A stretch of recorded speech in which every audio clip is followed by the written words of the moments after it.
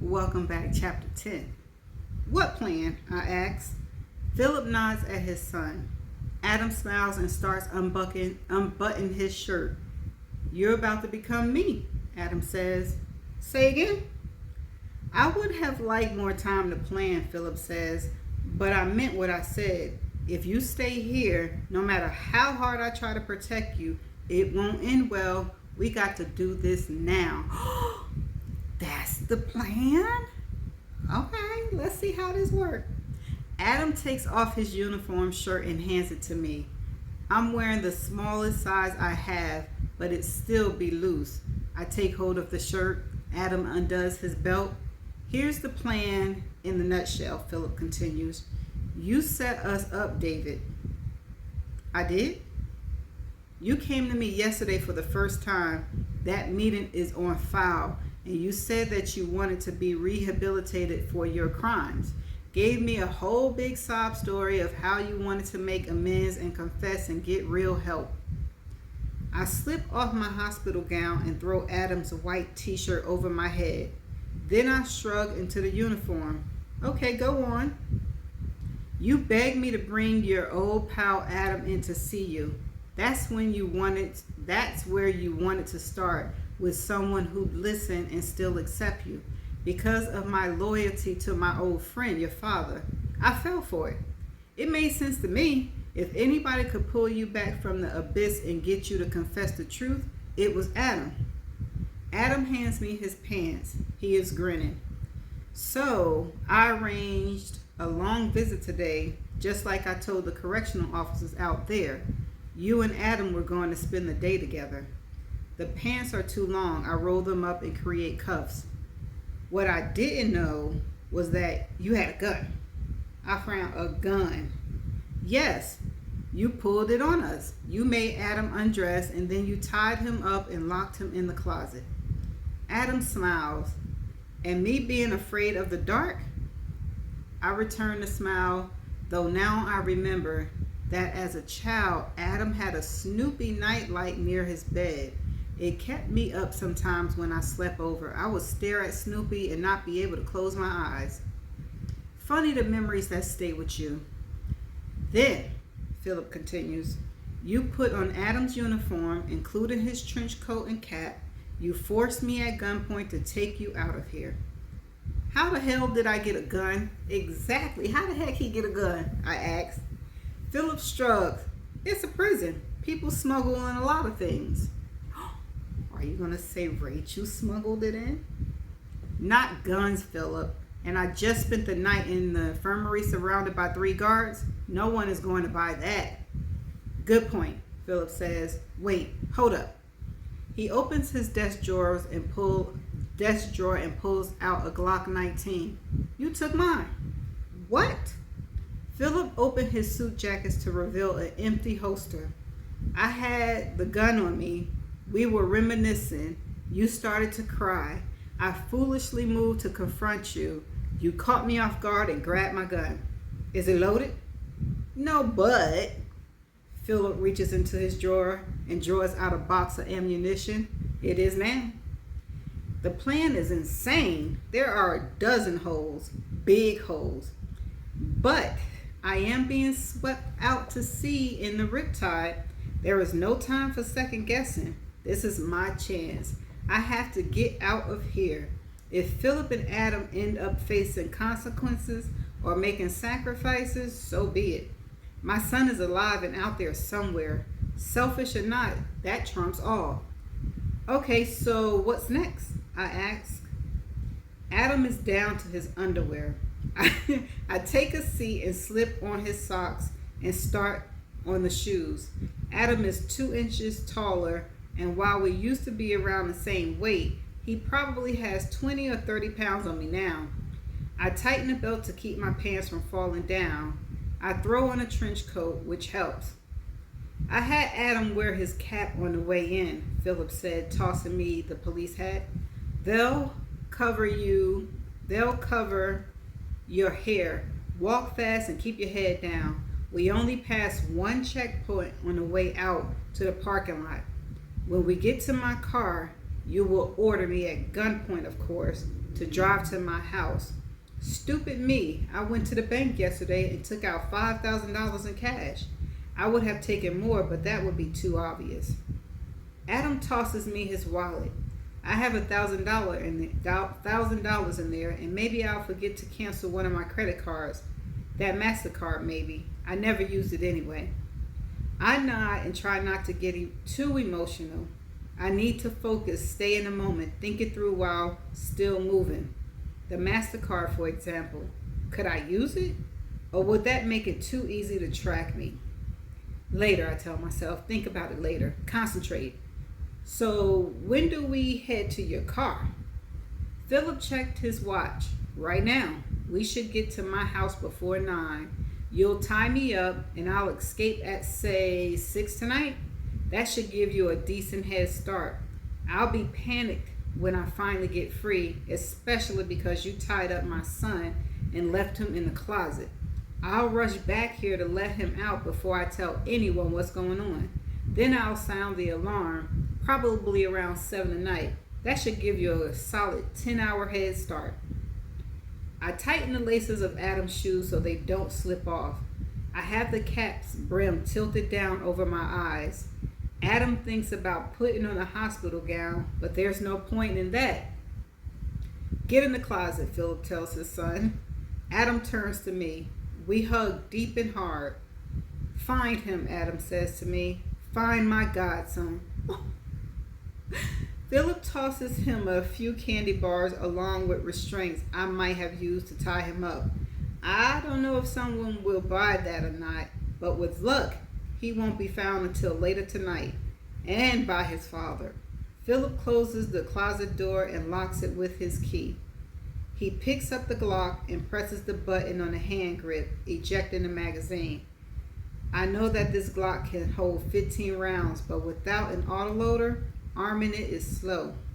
You have to insert ammunition one bullet at a time into the top of the magazine, making sure the rounded side is forward. Philip throws in 6 or 7 bullets and then slams the magazine back into the handle. He hands me the weapon. Don't use it, he says, especially not on me. I manage a smile. You ready? He asks. I feel the adrenaline kick in. Let's do this. Really? Wow, they must really love him. Okay. Philip is one of those guys who exude confidence and strength. When he walks big and with purpose. His strides are long, his head is high. I try to keep up with him, the brim of Adam's cap pulled low enough to provide a modicum of disguise, but not so low as to be conspicuous. We stop at the elevator. Press the down button, Philip tells me. I do as he asks. There's a camera in the elevator. Flash the gun a little in there. Threaten me with it, but subtle. But make sure the gun is visible. Okay. When I get back here, there will be questions. The more they can see I felt in mortal danger, the easier it'll be. The elevator dings and the doors slide open. Empty. Got it, I say as we step in. I have the gun in the pocket of the trench coat. It feels so play-acty, as though I'm threatening him with my finger. I take the gun out and keep it close to my side, but in line with the camera overhead. I clear my throat and mutter something about not making any false moves. I sound like a bad episode TV. Philip doesn't react. He doesn't throw his hands up or panic, which I agree adds to the realism of my threat. When the elevator stops on the ground level, I put the gun back in my pocket. Philip hurries out of the elevator. I rush to keep up with him. Just keep walking, Philip says to me in a low voice. Don't stop. Don't make eye contact. Stay a little bit behind me and on the right. I'll block security's line of vision. I nod. Up ahead, I see a metal detector. I almost freeze, but then I realize it is only checking people incoming, not outgoing. No one is really paying attention to who is exiting except in the most courteous way. But then again, this is the administrative branch. Inmates are never in here. There is only one guard. From a distance, he looks young and bored and reminds me of a stone hall monitor in high school. We are 10 yards away. Philip steps on without hesitation. I try to slow down or speed up, gauging what angle would keep my face blocked by Philip's big shoulders. As we get closer, as the young guard spots the warden barreling towards him, he throws his feet down and stands. He looks first at the warden, then at me. Something crosses his face. We are so close to that damn door. I realize with something approaching dread that I still have the gun in my hand. My hand is in my pocket. Without conscious thought, my grip on the weapon tightens. I slide my finger onto the trigger. He said, "Don't shoot." Would I shoot? Would I really shoot this guy to escape? Philip nods to the guard as we pass him, his face firm. I managed to make a nodding motion too, figuring that Adam might do that. "Have a good day, warden," the guard say. "You too, son." We are at the exit now. Philip presses hard against the bar, pushing the doors open. 2 seconds later, we are out of the building and on our way to his car. Woo, that is done. Ted Curly Weston sat in the break room with his head in his hands. He couldn't stop shaking. Oh God, what had he done? Messed up big time. He known better, hadn't he? He tried to live his life on the straight and narrow. A solid day's work for a solid day's pay. That's what his father had always said. His father worked as a butcher in a huge meat packing plant. He woke up at 3 a.m. and spent his days in refrigeration and dragged himself home in time to eat dinner and go to sleep because he had to wake up the next day at 3 a.m. to get to work. That was his life until he kneeled over and died at the age of 59 of a heart attack. Still, Ted had lived on the up and up for the most part. Did he take some grafts in here? Sure, everyone did. Everything in life is a graft when you think about it. That's life, man. We are all scamming one another. Ted had been better about it. He wasn't a pig, but with the crap wages they pay you, you're expected to skim to make up the difference, to supplement your earnings. That's the American way. You can't live on what Walmart pays you. Walmart knows that, but they also know the government will make up the difference with food stamps and Medicare or whatever. So yeah, maybe this is all self-justification, but when someone asks him to keep an eye on a prisoner, like he done over the years with Burrow, or when a family wants to give him a tip, that was how Teddy viewed it, like a gratuity. To sneak a relative some sort of comfort item, well, why the hell not? If he said no, the next guy would say yes. It was expected. Everybody does it. It makes the world go round. You don't rock the boat. But Ted had never hurt anyone. That was important to note here. He may have turned his back when these animals wanted to clobber one another. Why the hell not? They'd find a way to clobber one another anyway. One time Ted had gotten in the middle of one of those scrums, and an inmate who looked like a walking venereal disease had scratched him deeply with his fingernails. His fingernails, damn, would get infected. Ted had to take antibiotics for like 2 months. I feel you. He should have stayed away from Ross Sumner. Yeah, the money had been big and real. Yeah, he didn't so much need a better life. He had a pretty great one, really. But man, to just get above that pile of bills that were smothering him, drowning him, just to be able to float above those bills, just to go through a few days and not worry about money, maybe have enough to take Edna out to a nice dinner, was that too much to ask? Really? Ted searched for a donut on the table, but there were none. Damn, some jackass had brought croissants instead. Croissants? Ever try to eat a croissant and not get the crumbs all over you? Impossible. Yet, that was the thing now. They were French, someone said. They were cultured and classy. Are you kidding me? Two of his fellow correctional officers, Moronsky and O'Reilly, stuffed croissants in their pie holes. The flakes sputtered out of their mouths like out of wood chippers as they argue over best bosom point of view on Instagram. Moronsky favored Moronsky favored deep cleavage while O'Reilly was waxing poet of the side boob shot. Oh yeah, Ted thought. The croissants added a touch of class. Hey Ted, you got an opinion on this? Ted ignored them. He stared down at the pastry and debated taking a bite. He started to reach out for one, but his hands were shaking. You okay? O'Reilly asked. Yeah, I'm fine. We heard about what happened, Moronsky said. Can't believe Burroughs would try something like that. You do something to piss him off? Don't think so. Not sure why you take him to the infirmary without letting Kelsey know. I buzzed him, Ted lied, but he didn't reply. Still, why not wait? Burroughs looked bad to me, Ted said. I didn't want him dying on us. Moronsky said, leave him alone, O'Reilly. What? I was just asking. Enough, Ted thought. The big question, what was Burroughs telling the warden right now? Probably his versions of the truth, that Ted had been the one with the shive, not him. But so what? Who'd believe a baby killer like Burroughs over Ted Weston? And O'Reilly's question notwithstanding, his fellow guards would back him. Even Carlos, who seemed pretty shook up when he came upon the scene last night, would fall into line.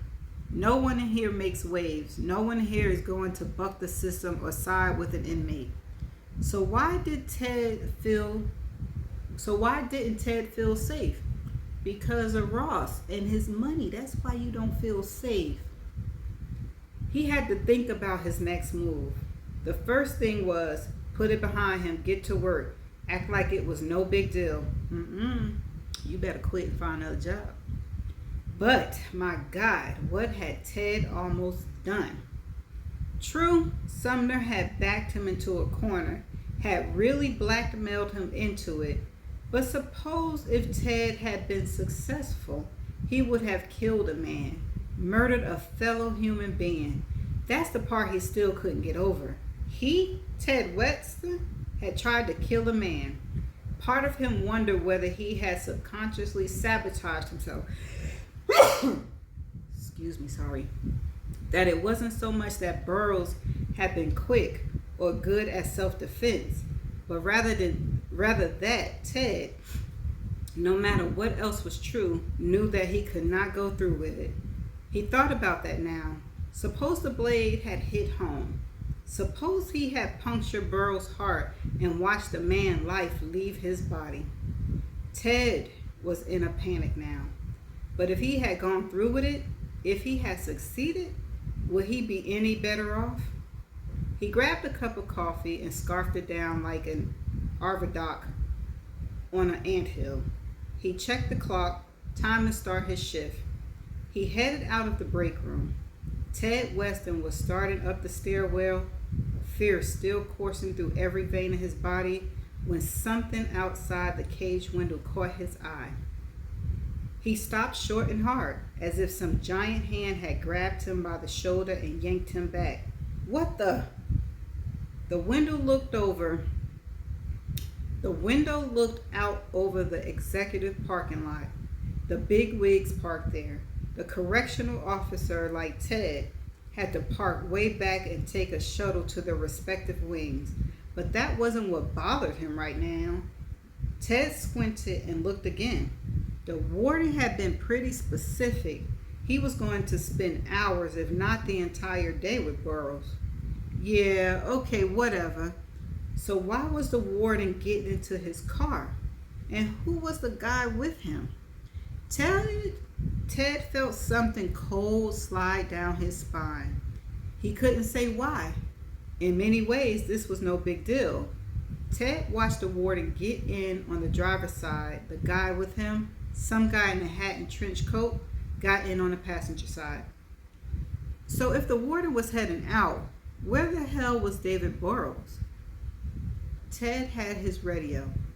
There had been no call about a prisoner pickup, so maybe the warden had put him in solitary. No, if that had been done, they would have been informed.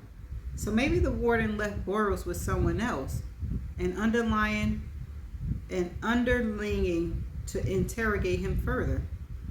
But Ted knew it was none of those things. He felt it in his bone. Something was wrong here. Something big. He hurried over to the wall phone and lifted it. It's Weston, Sector 4. I think we got a problem. That's the end of chapter 10. Uh-oh.